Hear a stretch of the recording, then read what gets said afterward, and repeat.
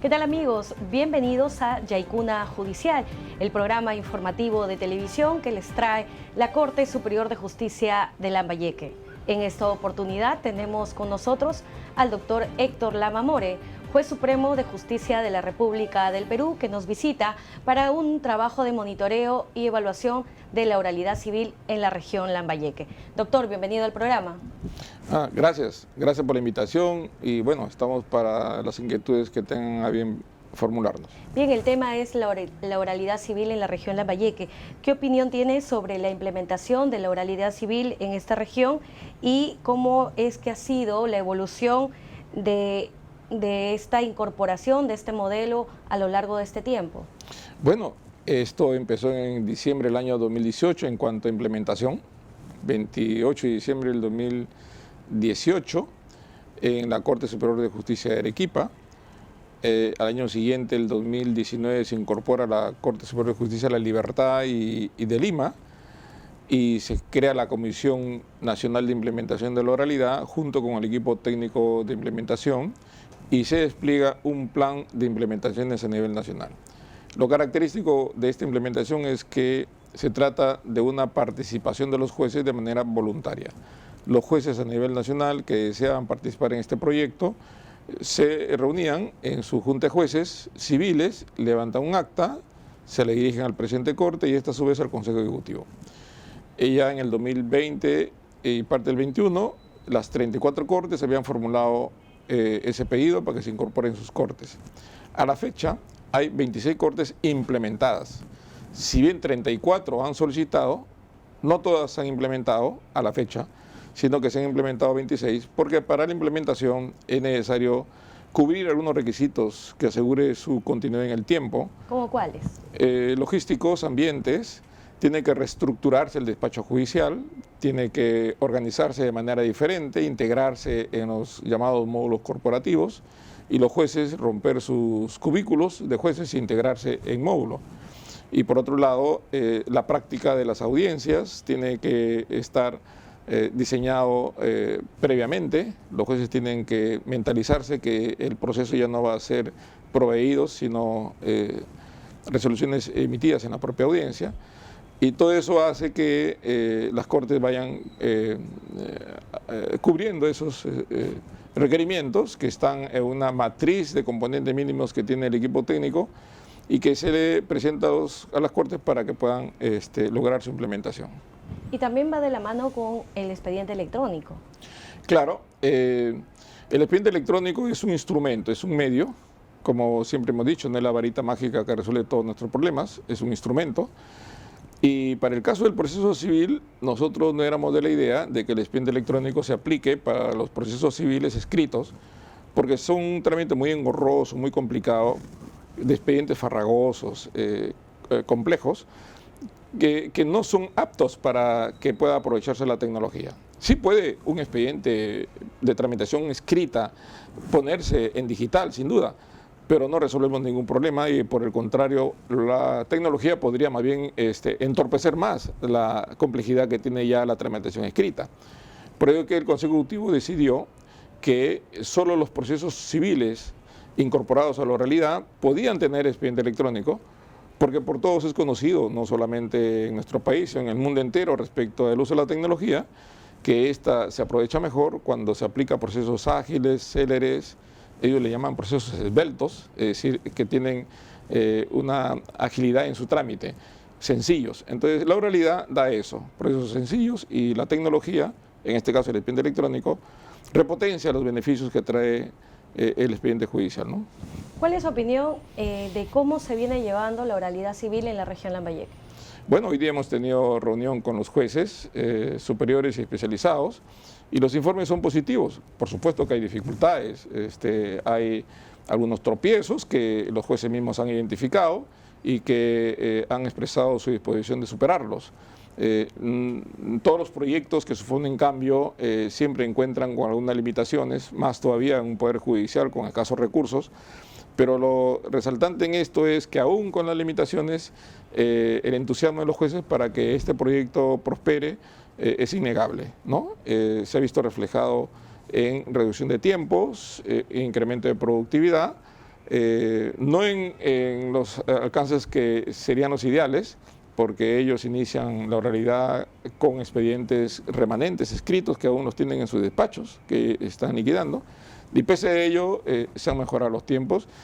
Y siento en lo personal que los jueces se ven como realizados, satisfechos, comprometidos para que esto siga adelante, ¿no? Esa sería la mayor ventaja, ¿no? Jueces con experiencia y compromiso. Hay tres elementos que creo siempre están presentes en los proyectos: personas, procesos, tecnología. En ese orden. Si tienes las personas en actitud y en disposición, tienes asegurado más de la mitad del proyecto. Si a ello le mejoran los procesos, más transparencia, celeridad, y si le aplicas tecnología, esa transparencia y celeridad se repotencian, ¿no? Yo creo que sí, creo que esa es la expectativa de los jueces, que ya tienen acá, en materia civil, el expediente electrónico. ¿Y qué opinión le merece cuando hablamos de que el juez resuelve en audiencia los procesos, si es la mejor manera de resolverlos? Cuando el proceso inicia en forma escrita. Demanda y contestación es por escritos. Una vez que se cierra la parte que se denomina en materia procesal como la parte postulatoria, empieza la convocatoria de audiencias. En adelante, todo el proceso se lleva por audiencias. En el caso del proceso sumarísimo, los desalojos, otorgamiento, interdictos, con una audiencia única. Y en el caso de los procesos abreviados y de conocimiento, con audiencia preliminar y audiencia de pruebas. Todas las decisiones que el juez emita en adelante deben ser dictados en audiencia. No fuera de audiencia, sino en la propia audiencia. Si se inicia una articulación de un abogado que objeta la tramitación del proceso o algún extremo del procedimiento que el juez conduce, no se genera una incidencia fuera de la audiencia, sino que es escrito y llevado a la audiencia, se corre traslado a la otra parte en la misma audiencia y el juez ante ellos resuelve. Diríamos que las audiencias son el centro de decisiones del juez en ese proceso.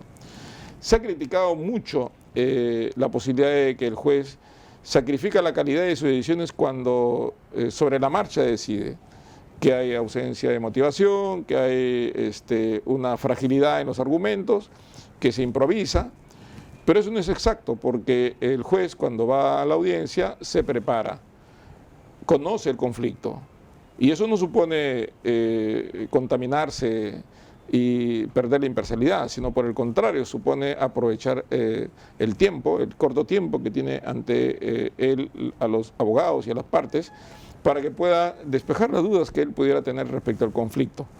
Entonces, si es que el juez se prepara y no tiene nada nuevo que, habilitarse durante el proceso, más que lo que espontáneamente resulte de la intervención de las partes, sin duda que resolverá sobre lo que es materia de la controversia y no se saldrá por los laterales, sino que irá de frente al grano. Creo que no hay o se reducen los riesgos de improvisación cuando el juez prepara su audiencia, ¿no?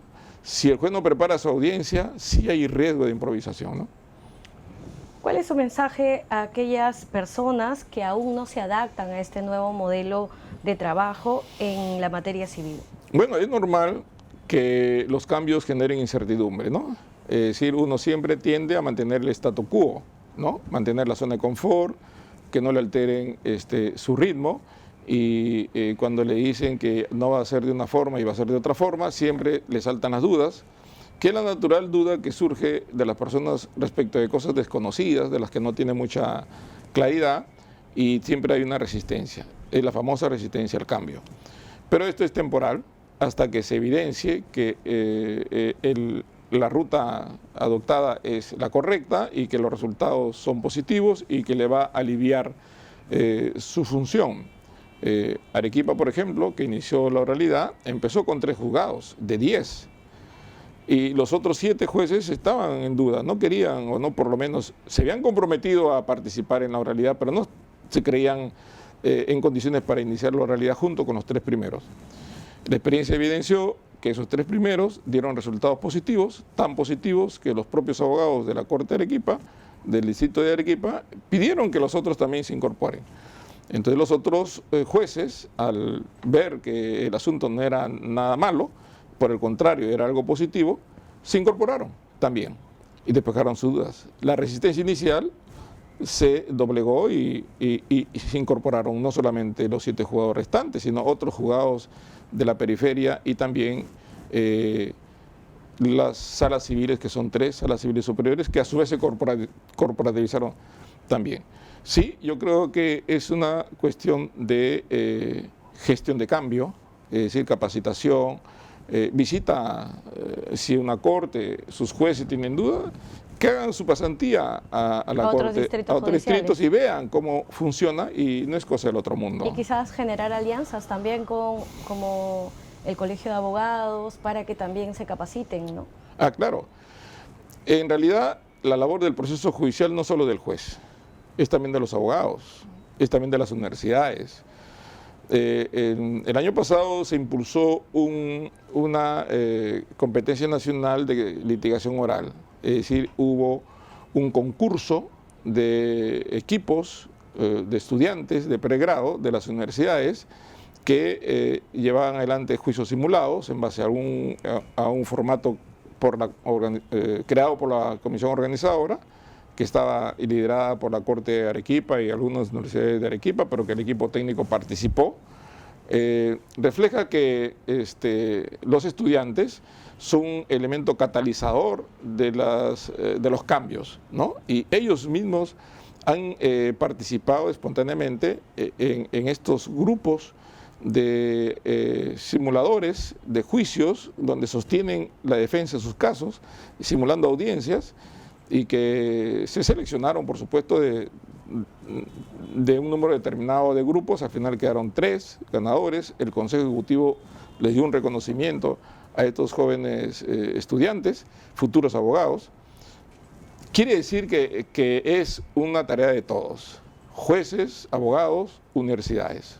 Creo que es un tema a tener en cuenta para que esto no se quede segmentado en un sector. Trabajo compartido. Correcto, correcto. Bien, antes la materia civil no contaba con un administrador. ¿Qué rol asume este funcionario en la oralidad civil?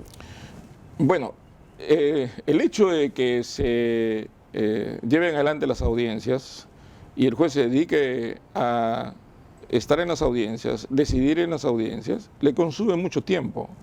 Y el tiempo que el juez dedica a la conducción del proceso, estando él presente, le exige de él una preparación, como decíamos hace un momento.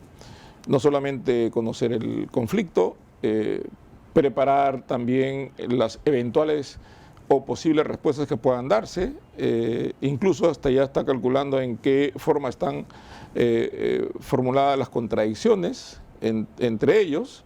Tiene una idea más o menos del conflicto.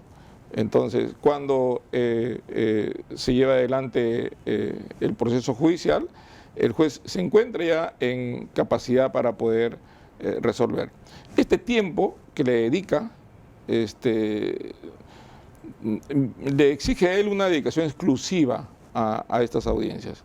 Entonces, las actividades que se le encargan al juez en el modelo tradicional para que él diga que se le falló la computadora, que le falta personal, que se malogró el equipo, etcétera, o que requiere más personas, esas tareas que las asumía el juez, ahora las tiene que asumir un administrador. Y se separan las funciones jurisdiccionales del juez en audiencia de las funciones administrativas. Pero a su vez esto también responde al criterio transversal que exige la nueva organización de los despachos judiciales. Se rompen los cubículos cerrados de los despachos individuales y se integran ellos a un despacho transversal con un conjunto de personas que son los auxiliares jurisdiccionales que segmentan su actividad en calificación, trámite y ejecución, todos ellos a cargo de un administrador quien lleva, digamos, el control, seguimiento y monitoreo del funcionamiento de estas áreas y también del personal que está ahí. Y le presta apoyo a los jueces. Esta separación de funciones hace que sea necesario un administrador.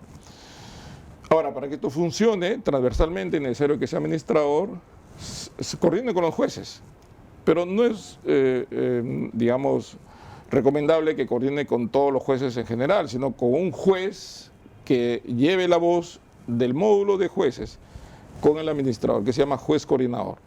El juez coordinador diariamente interactúa con el administrador. No es que el juez sea el jefe del administrador, ni que el administrador se desprenda o se desligue de la función del juez, sino que hace cada una de sus funciones una interacción transversal para que el módulo sintonice con los requerimientos del juez. Entonces el juez ya no le puedes pedir que sea administrador de los requerimientos de su despacho. Eso está para el administrador, que estudió para eso.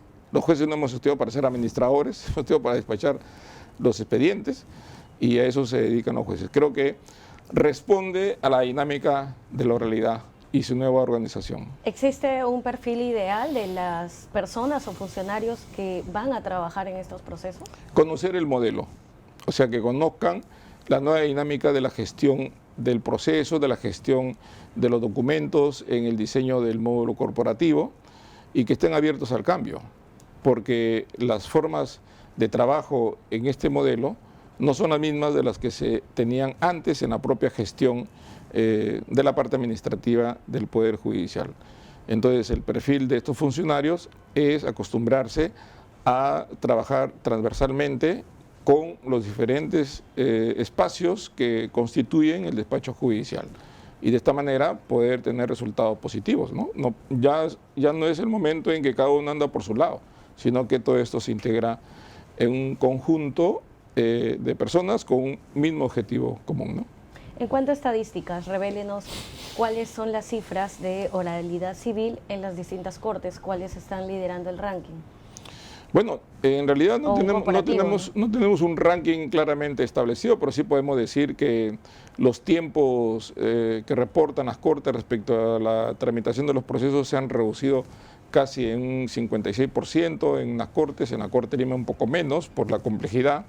En la Corte Lambayeque, por ejemplo, nos han indicado que los tiempos se han reducido drásticamente, yo diría casi a la cuarta parte de los tiempos que demoraba el trámite tradicional, ¿no? Una comparación entre el proceso tradicional escrito en el 2019, un proceso judicial era sentenciado luego de cerca de 500 y tantos días o 600 días, y en el proceso oral eran 190 días, ¿no? Entonces era una diferencia entre más de 2 años y medio a 3 meses, 4 meses. Es decir, la reducción de tiempos, según el reporte que nos han dado, ha sido bastante alta. Se ha dicho que el año 2022, que es el año que ha funcionado oralidad, porque empezó en marzo del 2022, se produjeron el 48% sentenciados en oralidad respecto del 52% que fueron sentenciados con el proceso escrito.